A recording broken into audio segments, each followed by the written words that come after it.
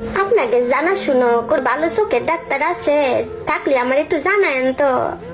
ওই যে আপনাকে দুলো ভাই মানে আমার আসবেন, আজকাল কিছু চোখে দেয় না, বিশেষ করে দিনের বেলা চোখে একদম দেখতেছে না।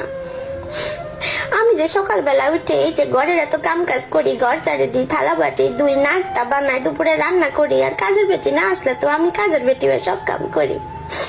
তারপরও কয় কি করিস, কিছুই তো দেই না করতে। ওই দিন কানা হইছে বোধহয় সন্ধ্যার দিকে একটু একটু চোখে দেখে।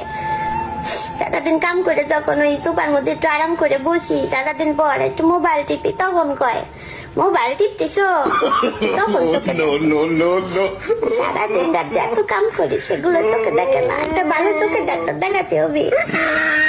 এই বয়সে যদি এরকম জামাই অন্ধ হয়ে যায় কেমনে বাঁচুন কর জানান তো।